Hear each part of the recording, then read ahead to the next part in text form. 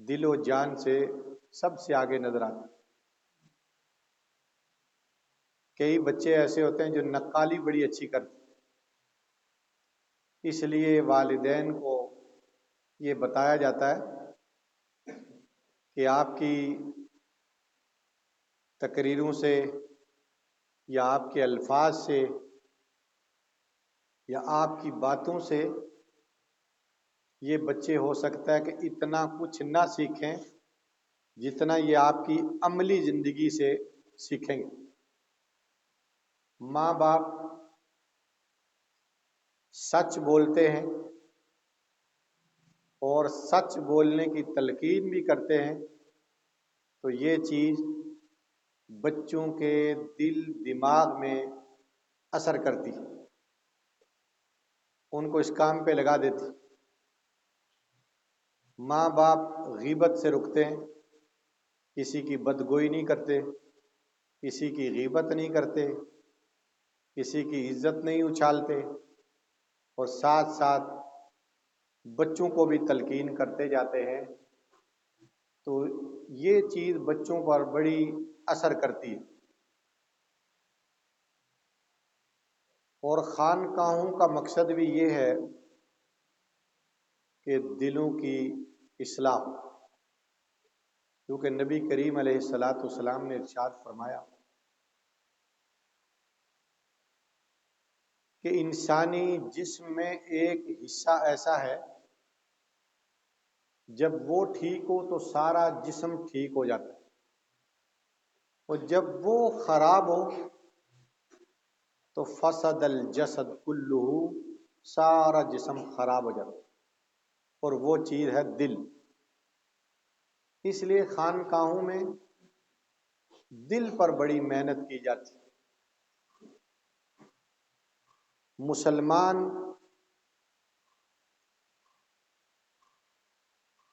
اور مسلمانوں کے نبی صلی اللہ علیہ وآلہ وسلم اسی بات پر زور دیتے ہیں زیادہ کہ انسانی دل ٹھیک ہونا چاہیے، اس دل کی اصلاح ہونی چاہیے۔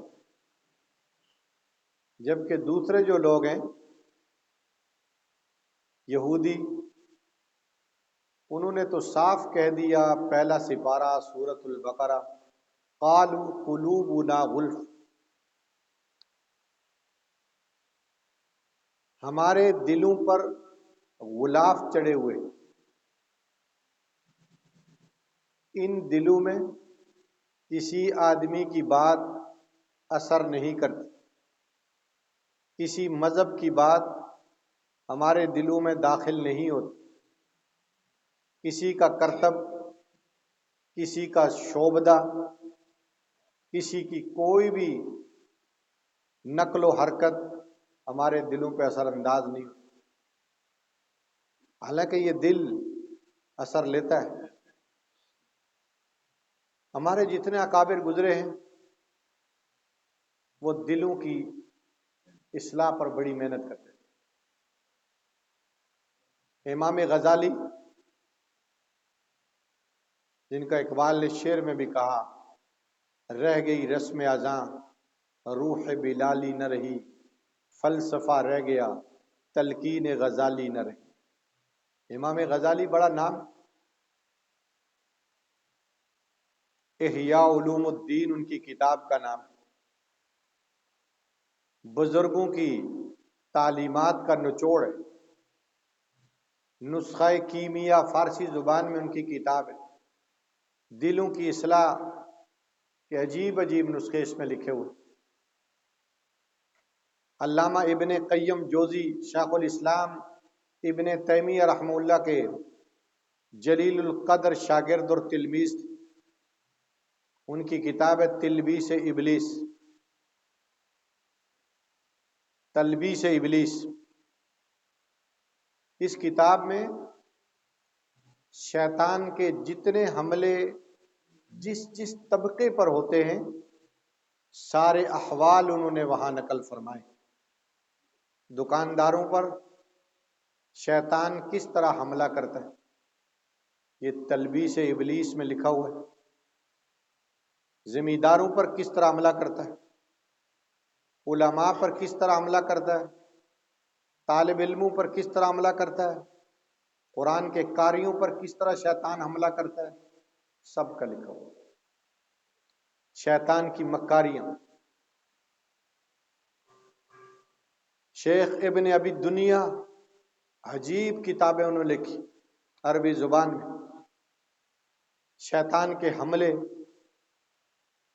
مقاعد الشیطان نامی کتابیں ان بزرگوں نے اسی ترتیب پر لکھی ہیں کہ شیطان کے جو حملے انسان پر ہوتے ہیں ان سے آگاہی کریں۔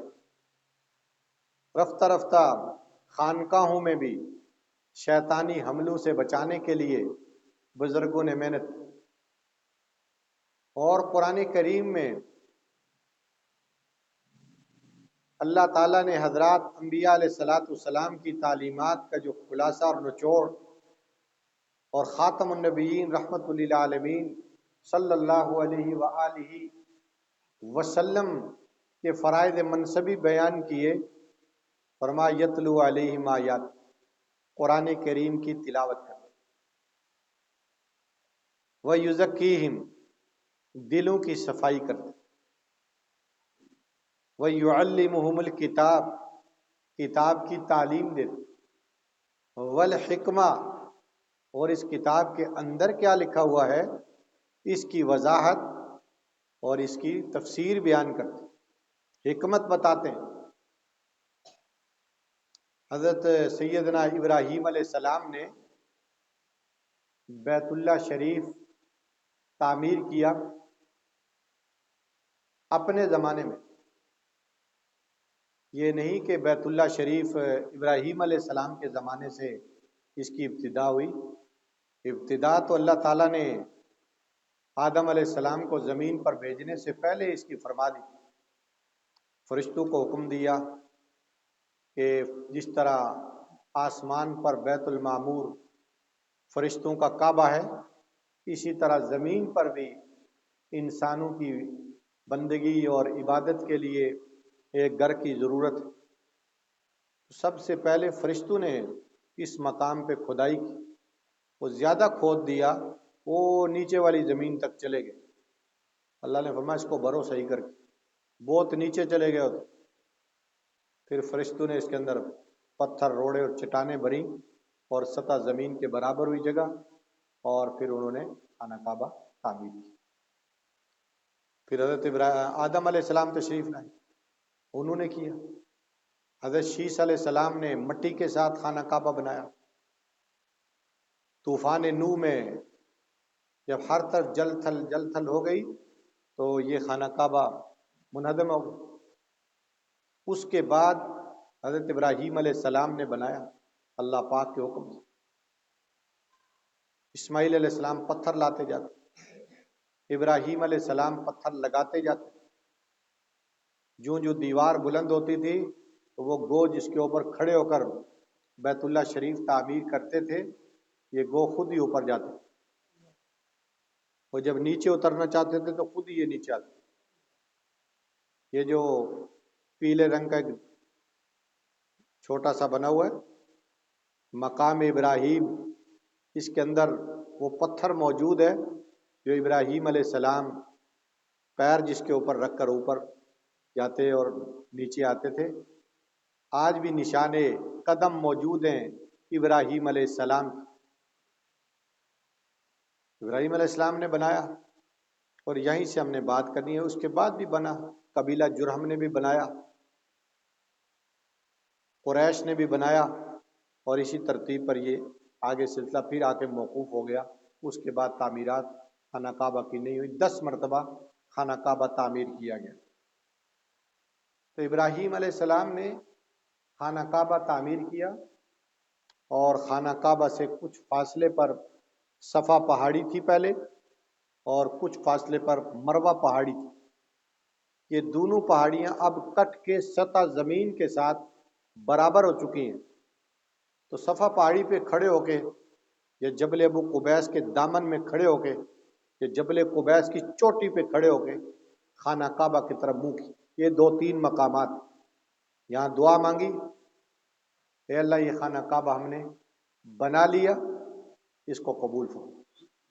یہ خانقاہ نیک اعمال قبول کرانے کے لیے خانقاہ کا وجود بھی بڑا ضروری ہے کہ اپنے اعمال پر اترانا نہیں۔ ساری رات نماز پڑھی، دن سارے بازار میں اطلاع دیتا گیا، جدھر بیٹھا میں 2:30 بجے اٹھا تہجد کے لیے، میں 3 بجے اٹھا تہجد کے لیے، اتنے بجے میں نے تہجد اٹھ کے پڑھی۔ یہ نہیں کرنا، خاموشی، بس یہ اللہ کے لیے پڑھی۔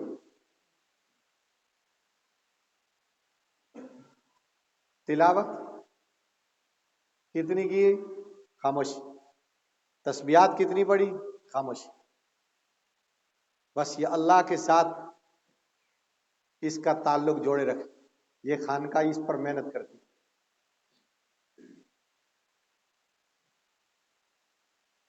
ابراہیم علیہ السلام نے دعا مانگی، ربنا وابعث فیہم رسولا منہم، اے اللہ ان لوگوں میں عظیم الشان رسول بھیج۔ یہ رسولن کے اوپر جو تنوین ہے یہ تعظیم کے لیے، تعظیم کے لیے عظیم الشان رسول بھیج۔ کیا کریں؟ یتلو علیہم آیات، اللہ یہ ان پر قرآن کی آیات کی تلاوت، یزکیم ان کے دل کو مانجے، صاف، کتاب کی تعلیم دے، حکمت کی تعلیم دے۔ اب یہ جو دعا مانگی، اس لیے نبی علیہ الصلوۃ والسلام فرماتے تھے میں حضرت عیسیٰ کی بشارت اور حضرت سیدنا ابراہیم جد امجد کی دعا بن کے آیا ہوں، اور اپنی ماں حضرت آمنہ کے خوابوں کی تعبیر بن کے آیا ہوں۔ تو یہ خانقاہ کا مقصد حضور کے جد امجد حضرت ابراہیم علیہ السلام نے مانگا۔ پھر نبی علیہ الصلوۃ والسلام کو جب اللہ تعالیٰ نے مبعوث فرمایا، 40 سال کی زندگی آپ کی گزر گئی، آپ نے اعلان نبوت فرمایا، لوگوں پہ محنت کی، جس چیز کی ابتدا میں ضرورت تھی ابتدا میں اسی پر محنت۔ لوگوں قولوا لا الہ الا اللہ تفلحون، تم لا الہ الا اللہ کہو کامیاب ہو جاؤ۔ یہ چونکہ بیس اور بنیاد، یہ ایمانی کلمات دنیا کا بڑے سے بڑا گبر و ترسا، بڑے سے بڑا کافر جب اسلام میں آنا چاہتا ہے تو اس کے لیے لا الہ الا اللہ محمد الرسول اللہ، یہ قول و قرار شرط اولین ہے، یہ چابی ہے ایمان کی، اندر داخل ہونے کی۔ اس کی مثال اس طرح میں عرض کرتا ہوں، بینک میں آپ جاتے ہیں پیسے جمع کروانے کے لیے، لیکن بینک کا مینیجر پیسے جمع نہیں کرتا، کہتا ہے آپ کا اکاؤنٹ نہیں ہے، اکاؤنٹ پہلے کھلوائیں۔ انسان اکاؤنٹ کھلواتا ہے، پھر جتنے پیسے، جتنی رقم چھوٹی بڑی آپ جمع کرانا چاہتے ہیں وہ رقم بینک والے جمع کریں۔ اکاؤنٹ نہیں، آپ پورا تھیلا بھر کے لے جائیں جس میں 10 کروڑ روپیہ پڑو، بینک کے مینیجر کو جا کے دیں کہ سر یہ جمع کر لیں، بینک مینیجر آپ کی یہ رقم جمع نہیں کرے۔ کیوں؟ وہ کہے گا سر آپ کا اکاؤنٹ ہمارے پاس نہیں۔ آپ ادھر کھڑے ہوں گے، ایک آدمی 500 روپے لے کے آئے گا کہ سر یہ 500 روپے میرے اکاؤنٹ میں جمع کر۔ اس 500 والے کا اکاؤنٹ کھلا ہوگا، وہ جمع کر لے گا۔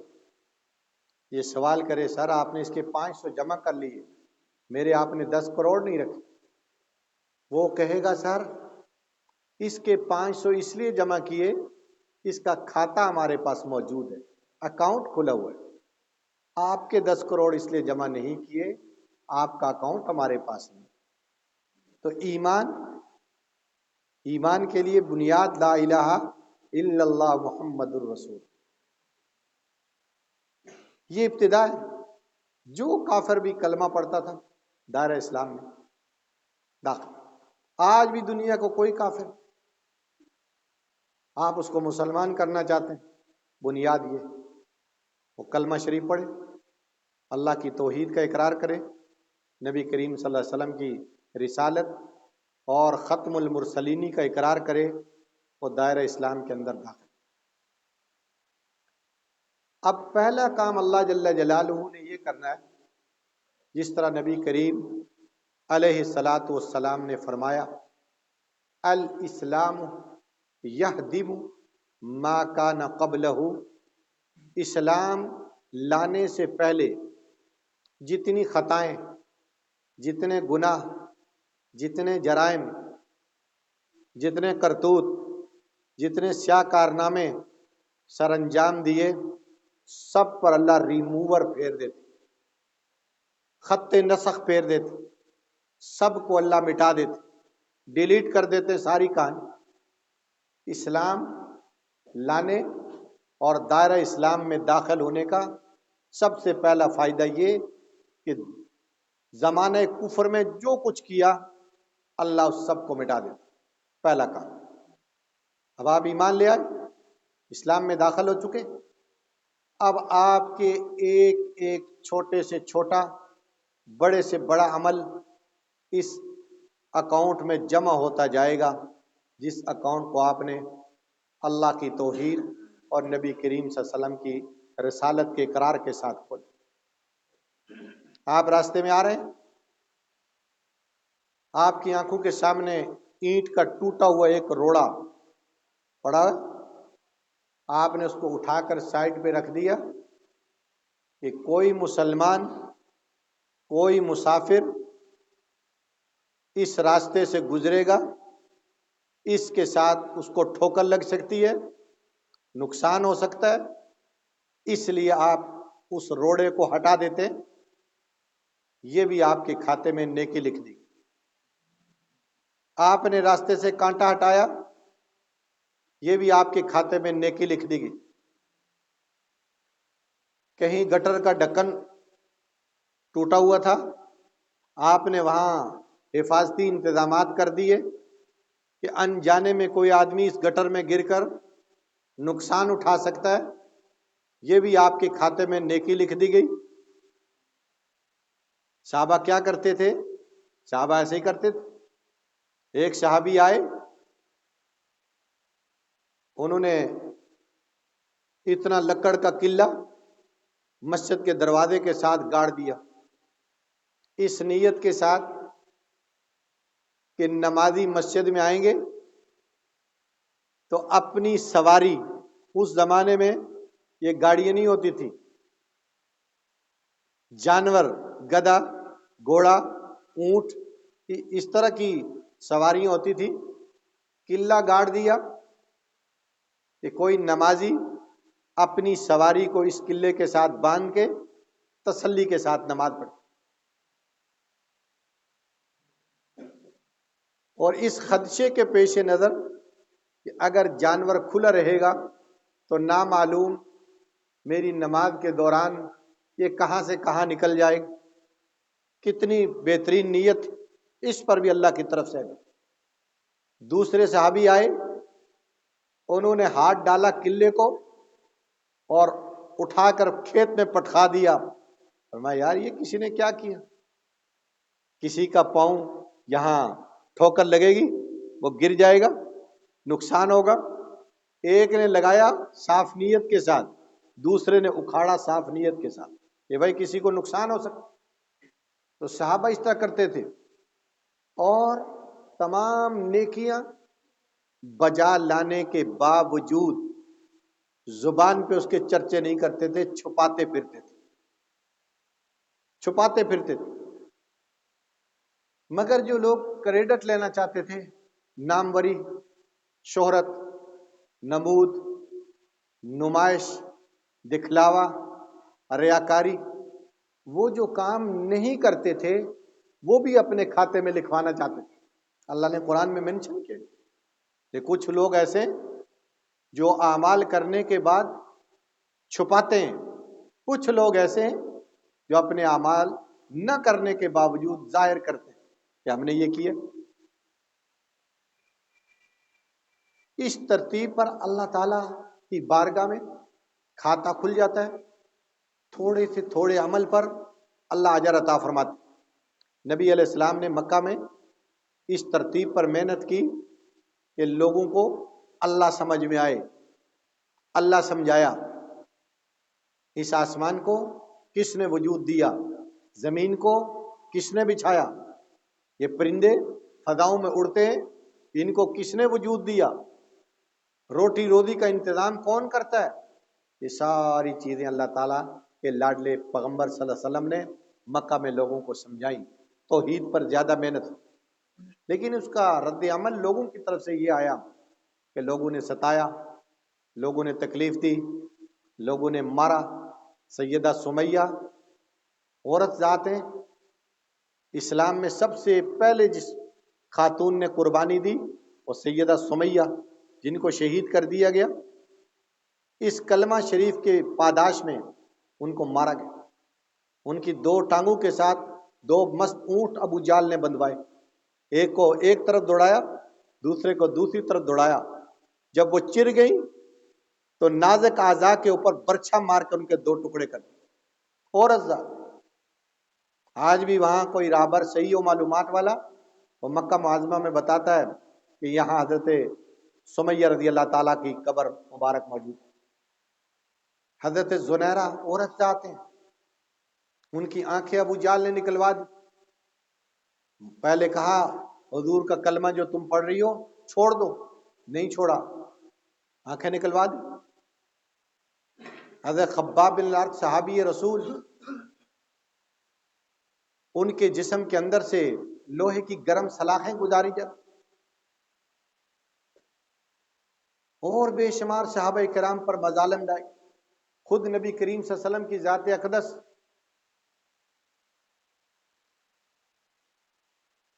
نماز کی حالت میں خانہ کعبہ کے سایہ میں سر سجود عقبہ بن ابی معیط، اس بدبخت نے اونٹ کی بڑی اوجری لا کر حضور کے پیٹھ مبارک پر رکھ، سر مبارک آپ سے نہیں ہٹایا جا رہا، آپ سر نہیں اٹھا سکتے۔ حضرت فاطمہ الزہرا رضی اللہ تعالیٰ عنہ نے آپ کی پیٹھ مبارک سے اونٹ کی وہ وزنی اوجری ہٹائی، پھر آپ نے سر اٹھایا۔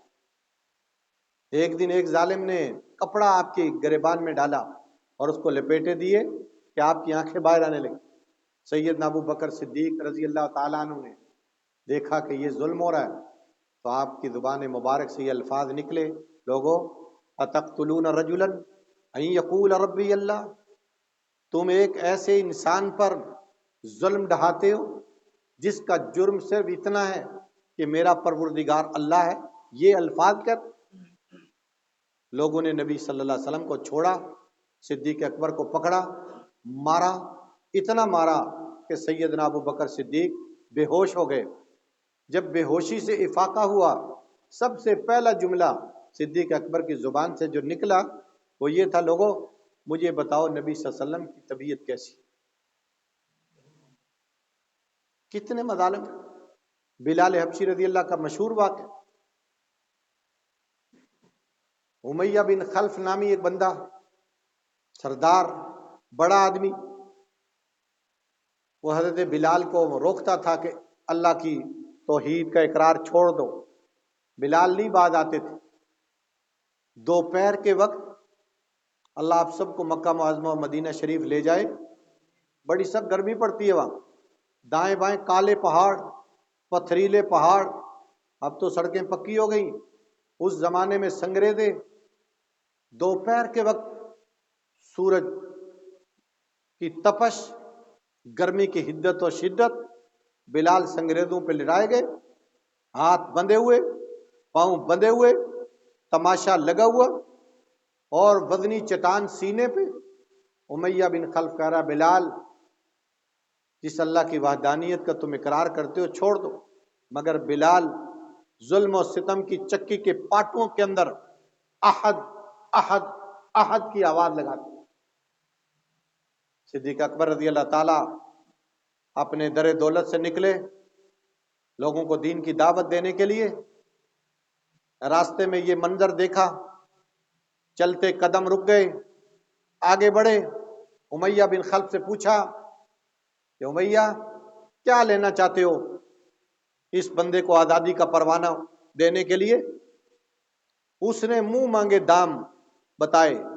صدیق گھر میں تشریف لے گئے، اپنی اہلیہ محترمہ سے فرمایا آج جو کچھ تجوریوں میں موجود ہے وہ نکال دو، آج زندگی کا بہت بڑا سودا کرنے لگا ہوں، اگر یہ سودا قبول ہو گیا تو نجات پکی۔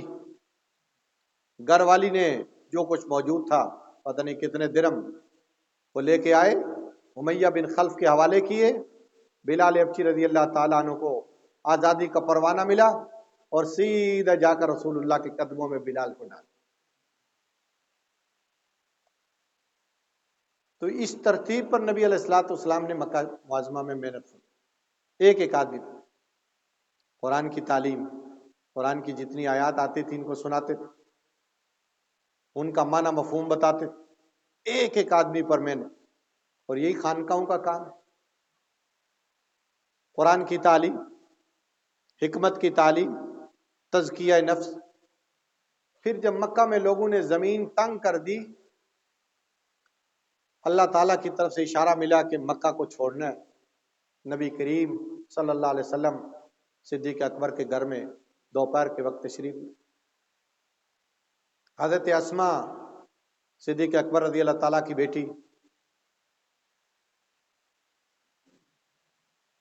حضرت عائشہ حیران ہوئی کہ حضور اس وقت تو ہمارے گھر میں نہیں آتے، شام کے وقت آیا کرتے، یہ آج بے وقت تشریف لائے، کوئی بات عجیب ہے۔ صدیق اکبر رضی اللہ تعالیٰ کو حضور نے فرمایا صدیق یہاں سے نکلنے کا اشارہ مل چکا، اور صدیق اکبر نے پہلے ہی انتظام کر رکھا۔ ایک کافر تھا اریقت، اس کی خدمت لی تھی، تو نے بس ہمیں راستہ بتانا ہے اور تجھے خدمت تیری کی جائے گی۔ جانوروں کا انتظام کر رکھا، پھر سیدھے غار ثور میں پہنچے، 3 دن غار ثور میں قیام فرمایا، اور جتنے صدیق اکبر رضی اللہ تعالیٰ سمیت لوگ تھے سب حضور کی خدمت میں لگے۔ صدیق لے کے گئے، کندھوں پہ بھی اٹھایا، غار صاف کیا، سوراخ بند کیے، وہ سارے واقعات آپ علماء سے سنتے رہے۔ قیافہ شناسوں کی خدمات کافروں نے حاصل کی کہ ان کا بتاؤ کدھر گئے۔ قیافہ شناس غار ثور کے منہ تک پہنچے۔ پھر صدیق اکبر کے غلام، ان کی ڈیوٹی لگی تھی کہ دن بھر مکہ میں ارد گرد بکریاں چرانی ہیں اور سورج غروب ہونے سے پہلے غار ثور میں لے کے آنی ہے، حضور کو تازہ دودھ پلانا ہے۔ بیٹے کی ڈیوٹی لگی تھی، سارا دن مکے والوں میں رہنا ہے اور ان کی سرگرمیوں سے آگاہی لینی ہے، اور شام کو ساری کارگزاری حضور کو جا کے سنانی ہے۔ حضرت اسماء، ان کی ذمہ داری کہ یہ کھانا گھر سے پکا کر غار ثور میں پہنچایا کر۔ ابو جہل نے پوچھا کہ اسماء بتاؤ کہاں گئے؟ حضرت اسماء نے ٹال مٹول کیا، نہیں بتایا۔ تو ابو جہل نے زناٹے دار تھپڑ رسید کیا کہ انگلیوں کے نشان ان کے نرم و نازک چہرے پہ پیوست ہو گئے۔ سرکار دو عالم صلی اللہ علیہ وسلم نے غار ثور میں پوچھا جب کھانا لے کے گئیں اسماء کیا ہوا؟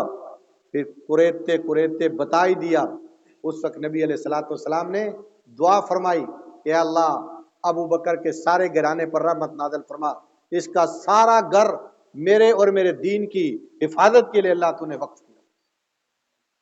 بعد میں حضور نے فرمایا بھی جب مدینہ شریف میں جنگوں کا زمانہ آیا، جہادی ترتیب بنی، تو چندے کی جب اپیل ہوتی تھی تو صدیق اکبر سب سے آگے چندہ لے کے پہنچتے، تو نبی علیہ الصلوۃ والسلام فرماتے کہ سب کے احسانات کا بدلہ میں نے اتار دیا، مگر ایک ابو بکر ایسے ہیں کہ جنہوں نے جتنے مجھ پر احسانات کیے اللہ جل جلالہ ان کے احسانات کا بدلہ خود ان کو قیامت کے دن عطا فرمائے۔ تو اس ترتیب پر یہ نظام چلتا جاتا ہے اصلاح کا۔ یہ کھیپ تیار ہوتی گئی ایک ایک کر کے، لیکن اکثریت انہی کی تھی جو ان خانقاہوں کو مٹانا چاہتے تھے، جو ان درسگاہوں کو مٹانا چاہتے تھے، جو ان تعلیم گاہوں کو مٹانا چاہتے تھے۔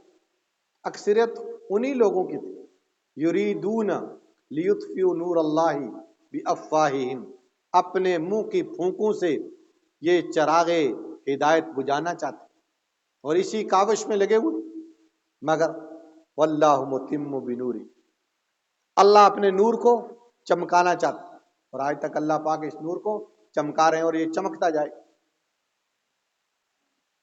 پھر مدینہ شریف میں جب آپ پہنچ گئے تو وہاں ترتیب تھوڑی سی تبدیل ہو گئی۔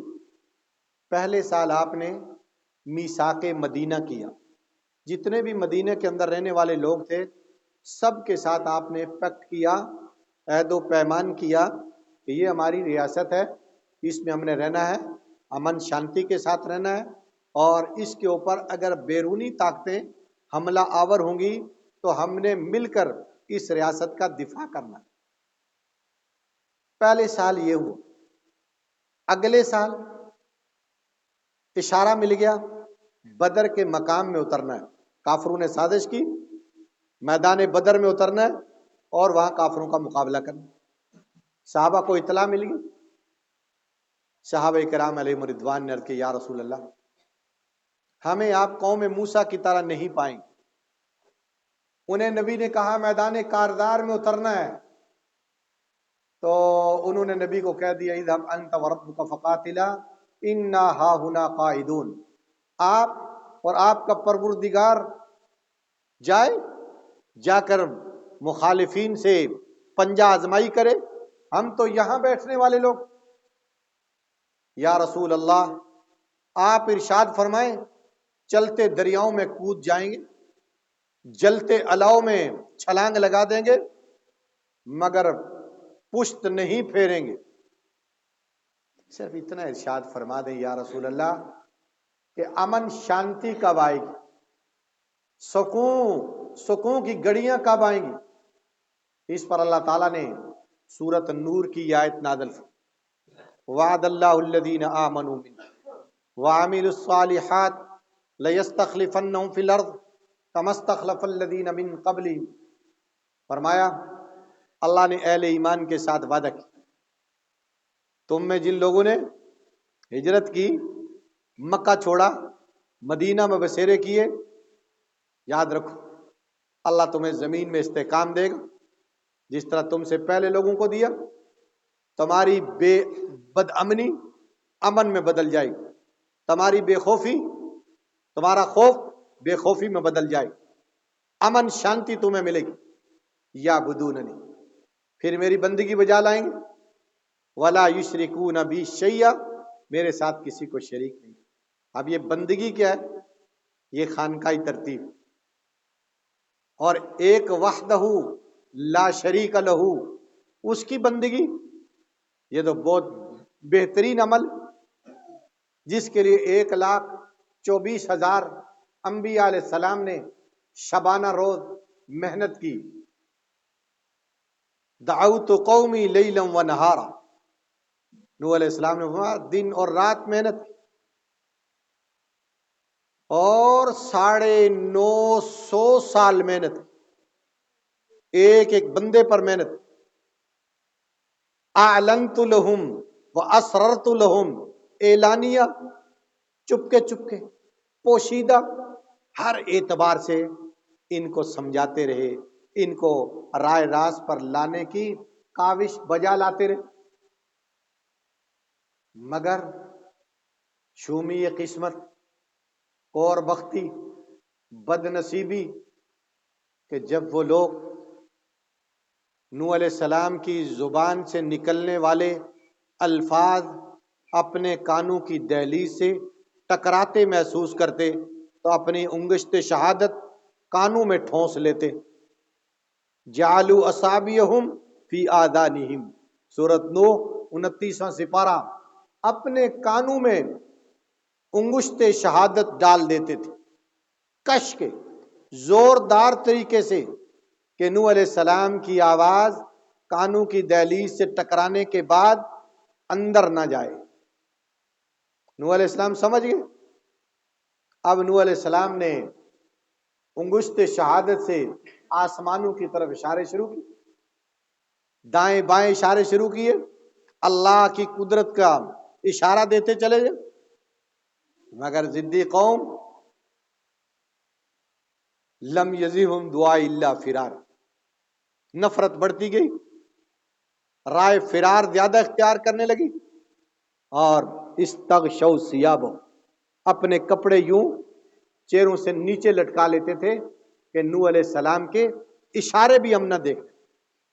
اب یہ منظر جو ہے یہ 950 سال، میرے دوستو 9 دن نہیں، 9 ہفتے نہیں، 9 مہینے نہیں، 9 سال نہیں، 900 سال، 950 سال یہ دعوت کا میدان گرم رہا، مگر نوح علیہ السلام کے لوگ کہتے ہیں کہ جناب آپ ہمارے جیسے انسان ہیں، آپ ہمیں کیسے راہ راست پر لا رہے ہیں، اور ہماری نگاہیں دیکھ رہی ہیں وادی رائے میں، ہماری نگاہیں دیکھ رہی ہیں آپ کے ہم نشین، ہم جلیس، آپ کے پیروکار، آپ کے اطاعت گزار، یہ سب غریب غربے لوگ،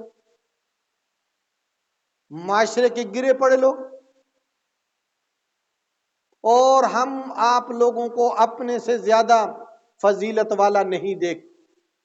نوح علیہ السلام کو جواب دیا، یہ لوگوں اللہ نے مجھے رشد و ہدایت سے مالا مال، اور اللہ نے ان غریبوں کو رشد و ہدایت سے مالا مال، میں تمہاری چاہت اور منشا کے مطابق ان کو اپنی مجلس سے اٹھا نہیں سکتا۔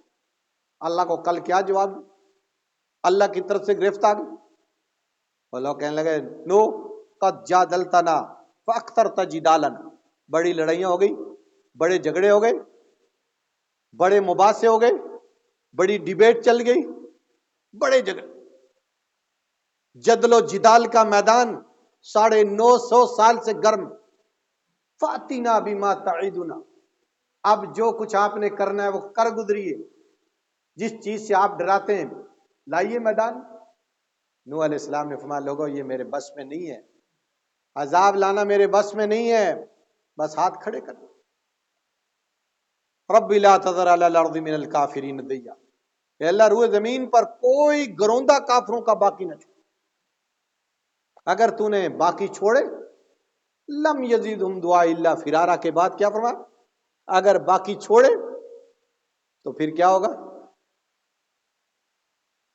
یہ فاجر اور گناہگار ہی ان کی نسلیں چلتی رہیں گی، لم یلد الا فاجرا کفارا۔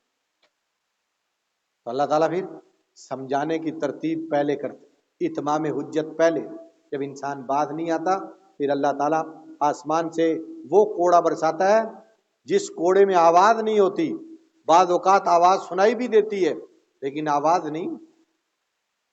تو میرے محترم بھائی بزرگ اور دوستوں، اللہ کے لاڈلے رسول نے یہ آیت صحابہ کو سنائی کہ تمہارا سارا نظام سیٹ ہو جائے، پھر صحابہ بے جگری کے ساتھ میدان میں اترے، میدان بدر میں اترے، میدان احد میں اترے، خندق کھودی، وہاں مقابلہ کیا، کتنی جنگیں کی، کتنے سرایا کیے، سب میں اللہ تعالیٰ کے دین کی نصرت اور مدد کے لیے میدان کے اندر رہے اور اللہ کے دین کی بلندی کے لیے کام کرتے۔ پھر جب حالات اب دیکھ لیں کہ ہر 1 سال یا 1 سال چھوڑ کے مار کے بپا ہوں، امن سکون تو نہیں، امن سکون تو بعد میں، جب یہ مار کا آرائیاں ذرا سکون پکڑ گئیں تو یہ بعد میں سکون والی ترتیب بنی۔ پھر کیا ہوا؟ خلافت کا نظام قائم، فتوحات کے دروازے کھلے، دور دور تک ملک فتح ہوئے، اذا جاء نصر اللہ کی آیات ان کا مصداق بنی پوری دھرتی، لوگ اسلام کے اندر داخل ہوئے۔ یہ صفہ جہاں رسول پاک علیہ الصلوۃ والسلام کا روضہ اقدس ہے، پچھلا اس کا ایریا جو تھوڑا سا زمین سے بلند ہے، یہ صفہ 70 صحابہ یہاں بیٹھ کے تعلیم لیتے تھے، قرآن پڑھتے تھے، قرآن حفظ کرتے تھے، قرآن کی تفسیر معلوم کرتے تھے، اپنے دلوں کی صفائی کرتے، جو خانقاہ کا مقصد یزکیہم، دلوں کی صفائی، کہ زبان سچ بولے، ہاتھ سچ لکھے، یہ خانقاہ کی تعلیم میں تزکیے کی ترتیب ہے۔ لا تحاسدوا، ایک دوسرے پر حسد نہیں کرنا، کسی کے بعد نعمت دیکھ کر جلنا اور اس نعمت کو زائل ہونے کی امید رکھنا، یہ حسد ہے، ایک غیبت ہے۔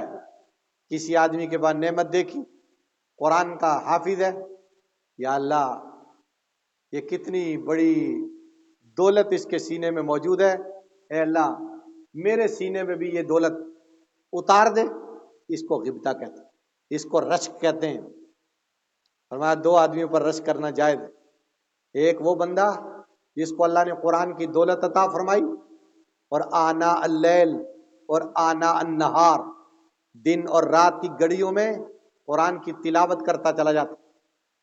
اب اس کو دیکھ کر ہر آدمی کو رشک آتا ہے، اے اللہ یہ کتنا خوش نصیب ہے جو دن رات تیرے قرآن کی تلاوت کرتا ہے، اے اللہ یہ نعمت جو اس کو عطا فرمائی ہے مجھے بھی عطا فرما دے۔ اور ایک وہ بندہ جس کو اللہ تعالیٰ نے مال و دولت عطا فرمائی اور وہ دن رات چپ کے اعلانیہ جیسی بھی ترتیب بنتی ہے وہ یہ مال اللہ کے راستے میں لٹاتا چلا جاتا ہے، اس آدمی پر رشک انسان کرے، اے اللہ اس کی طرح مجھے بھی بنا دے، میں تیرے راستے میں تیرا مال لٹاتا چلا۔ شرط نہ لگائے لیکن رشک ضرور کرے۔ یہ خانقاہ کی تعلیم، قرآن روزانہ اس کی تلاوت، ایک اپنا وظیفہ انسان بنا لے، روزانہ ایک پاؤ، آدھا سپارہ، 3 پاؤ، 1 پارہ، جتنا وظیفہ بنائے روزانہ پڑھتا جائے۔ نبی علیہ الصلوۃ والسلام نے فرمایا بہترین کام وہ ہے جو تھوڑا ہو مگر لگاتار، تھوڑا ہو لگاتار ہو، اللہ جل جلالہ اس میں برکت عطا فرما۔ برکت کا معنی کیا؟ چیز تھوڑی اور کام زیادہ کرے، چیز تھوڑی کام زیادہ کرے۔ روٹی 1 پلیٹ میں مگر 10 بندے کھا جائیں، اس کو کہتے ہیں برکت۔ اور اللہ تعالیٰ نے صحابہ کرام علیہم رضوان کے زمانے میں یہ کام ان کی آنکھوں کے سامنے ان کو دکھا۔ ایک صحابی نے حضور کی دعوت کی، سخت بھوک نے ستایا ہوا، سرکار کی خدمت میں کہ یا رسول اللہ 4 لوگ مہمان لے کے میرے غریب خانے میں تشریف لائے۔ نبی علیہ السلام 1400 لوگوں کو ساتھ لے کے چلے اور حضور نے ارشاد فرمایا جابر میرے آنے سے پہلے دیگچی کے اوپر سے ڈھکن نہیں اٹھانا۔ آپ سرکار تشریف لے گئے اور 4 بندوں کا تیار شدہ کھانا 1400 لوگوں نے پیٹ بھر کے کھایا اور ابھی کھانا باقی تھا۔ یہ ہے برکت، یہ ہے برکت۔ مسلم شریف جلدوم کتاب الفضائل کی روایت، ایک مائی ایک کپی میں دیسی گھی نبی علیہ الصلوۃ والسلام کو بھیجا کرتی، اس کپی کو گھر میں استعمال کرتی تھی اور وہ گھی ختم نہیں ہونے کا نام لیتا، چل رہا ہے چل رہا ہے چل رہا ہے چل رہا ہے۔ ایک دن اس کے دل میں خیال آیا کہ یہ کپی تو چھوٹی سی ہے، اس کے اندر سے گھی ختم نہیں ہو رہا۔ اس نے ڈھکن اٹھا کے چیک کیا، اس کے بعد جلدی ختم ہو جاتا، وہ برکت اڑ گئی بیچ میں سے۔ تو اس طرح برکات سے اللہ پاک نے نوازا، اور اللہ تعالیٰ ان کی ڈیمانڈ پر اللہ تعالیٰ آسمان سے فیصلے اتارتے۔ صحابہ کو پیاس لگی تو نبی علیہ الصلوۃ والسلام نے پانی کا پیالہ منگوایا، اس میں آپ نے اپنی 5 انگلیاں یوں ڈالی اور ایسے نکالی، پانی کے 5 چشمے آپ صلی اللہ علیہ وسلم کی انگلیوں سے پھوٹ پڑے اور سب نے سیر ہو کے۔ موسیٰ علیہ السلام کے لوگوں کو بھی پانی کی ضرورت پیش آئی، اللہ تعالیٰ سے عرض کیا اللہ پانی مانگ رہے ہیں۔ اللہ نے فرمایا ڈنڈا پتھر پہ مارو، تو 12 چشمے اس میں سے پھوٹ پڑے۔ 12 قبیلے، ہر قبیلے کو ایک ایک چشمہ مل گیا، وہ پانی پیتے تھے اور جانوروں کو پلاتے تھے۔ حضرات مفسرین کرام فرماتے ہیں کہ وہ پتھر موسیٰ علیہ السلام جدھر بھی جاتے تھے ساتھ ہوتا تھا، جب پانی کی ضرورت پڑتی تھی اس پہ پتھر مارتے تھے تو پانی کے چشمے ابل پڑتے تھے۔ تو صحابہ کرام علیہ رضوان پر بھی اللہ تعالیٰ نے یہ فتوحات کھولی، تو برکات آتی ہیں اس ترتیب پر۔ تو قرآن کی تلاوت باضابطہ طور پر روزانہ، یہ بخشش کا سامان ہے، اور یہ اللہ کی ایسی کتاب ہے ہم یہ سمجھتے ہیں کہ یہ حضور پاک علیہ السلام کے سینے پہ نازل ہے، حالانکہ یہ وہ کتاب ہے جو کائنات بننے سے پہلے اللہ کے علم میں ہے۔ جتنے واقعات یہ کائنات بننے سے پہلے، یہ اللہ کا علم ہے، یہ اللہ کا علم ہے، یہ اللہ کی صفت ہے۔ قرآن مخلوق نہیں ہے۔ اس پر امام احمد بن حنبل نے کوڑے بھی کھائے کہ جب وہ فتنہ چلا خلق قرآن کا کہ قرآن مخلوق ہے، تو امام احمد بن حنبل نے فرمایا قرآن مخلوق نہیں، قرآن اللہ کی صفت ہے اور یہ قدیم ہے۔ اس پر اتنی مار پڑی کہ کسی بدمست ہاتھی پر بھی وہ کوڑے پڑتے، فرمایا وہ بھی بے ہوش ہو جائے۔ مگر احمد بن حنبل نے ایک اس بات کے اوپر اتنا ظلم برداشت کیا کہ قرآن اللہ کی صفت، تو اللہ قدیم تو قرآن بھی قدیم، قرآن قدیم، اللہ کی کتاب۔ تو اس میں جو کچھ لکھا ہے 100% ٹھیک۔ ایک کسان، اس کو قرآن نہیں آتا تھا، وہ صبح اٹھتا اور قرآن کریم کی سطروں پر انگشتے شہادت گھماتا جاتا تھا۔ وہ کہتا اللہ یہ بھی سچ ہے، اللہ یہ بھی سچ ہے، اللہ یہ بھی سچ ہے، اللہ یہ بھی سچ ہے۔ ایک ایک سطر پر انگلی پھیرتا جاتا۔ مرنے کے بعد کسی نے خواب میں دیکھا، پوچھا تیرے ساتھ کیا بنے؟ اس نے کہا نامہ اعمال میں اور تو کوئی نیکی نہیں، مگر جو صبح سویرے اٹھ کے میں اللہ کی پاک کتاب پر انگلی پھیرتا تھا اور یہ کہتا جاتا تھا اللہ یہ بھی سچ ہے، اللہ یہ بھی سچ ہے، اللہ یہ بھی سچ ہے۔ اس بنیاد پر اللہ تعالیٰ نے معافی کا پروانہ عطا کر کے جنت عطا فرمائی۔ دیکھو معمولی چیز نہیں ہے، ہم لوگ اس کی بے قدری کرتے ہیں۔ کتنے قرآن کے حافظ ہیں، پورا سال قرآن کو دیکھتے نہیں۔ مولوی صاحبان ہیں، ان بیچاروں کو تو آتا ہی نہیں، صرف ترجمہ پڑھے ہوتے ہیں نا مولوی آزاد، ان کو یہ قرآن کے حافظ زیادہ تر نہیں ہوتے، یہ صرف ترجمہ پڑھتے ہیں، پیر پڑھتے ہیں، مگر دیکھتے یہ بھی کم کم ہے۔ حالانکہ دیکھنا چاہیے روزانہ، اس کو پرولنا چاہیے، اس کو دیکھنے کی برکات آتی۔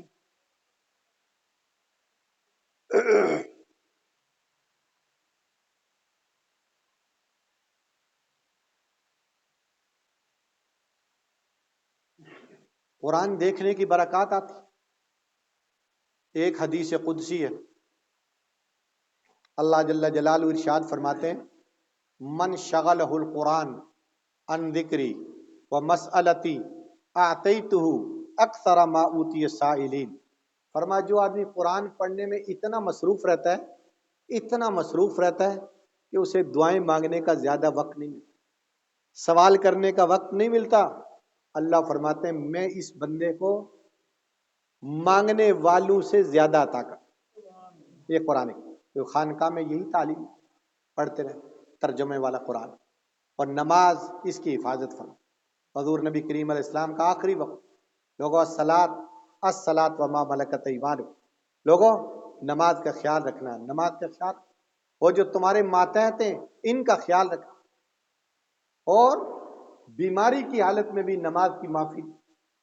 فرما کھڑے ہو کے نہیں پڑھ سکتے، بیٹھ کے نہیں پڑھ سکتے، لیٹ کے پڑھو، لیٹ کے نہیں پڑھ سکتے اشاروں سے پڑھو، اور اگر اشاروں سے بھی کام نہ چلے تو اب ذرا تھوڑی تمہیں گنجائش ہے کہ صحت کی حالت میں اٹھ کے یہ قضا کرنی ہے، اور اگر اسی حالت میں چلے گئے تو جتنی نمازیں تمہاری چلی گئی بیماری میں ان کا فدیہ ادا کر، معافی نہیں ہے کسی صورت۔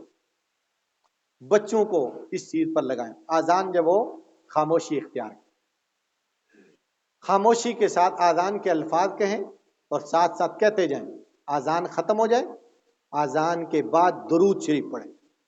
نبی علیہ السلام کا ارشاد، مسلم شریف کی روایت، آذان خاموشی سے سنو، فصلوا علیہ، اس کے بعد میرے اوپر درود شریف پڑھو، اس کے اوپر میرے اوپر درود شریف پڑھو، اور فرمایا اس کے بعد اللہم رب ہذه الدعوۃ التامہ والی دعا پڑھو، قیامت کے دن میں تمہاری سفارش کروں گا، اے اللہ ان کو جنت عطا فرما۔ اور جب آذان سن لی تو سیدھا گھر سے چلے، ایک ایک نیکی سمیٹتے ہوئے مسجد میں تشریف لائے۔ مسجد میں آپ انتظار کر رہے ہیں، نماز کو ابھی کچھ وقت باقی ہے۔ اللہ کے لاڈلے اور پیارے رسول علیہ الصلاۃ والسلام نے فرمایا کہ یہ تمہارا انتظار صلاۃ، یہ بھی نماز کے اندر اللہ پاک اور عبادت میں شامل ہے، کوئی چیز ضائع نہیں جاتی۔ تو اس سے میرے بھائیو، بزرگوں اور دوستوں، نیکی کی دعوت دیتے چلے جائیں، برائی سے روکتے چلے جائیں، اس پر اللہ تعالیٰ کی بڑی مدد آتی ہے، بڑی نصرت آتی ہے۔ اور نبی کریم صلی اللہ علیہ وسلم کا سکھایا ہوا جو دین ہے، اس دین کی اللہ تعالیٰ برکات سے ہم سب کو مالا مال فرمائے۔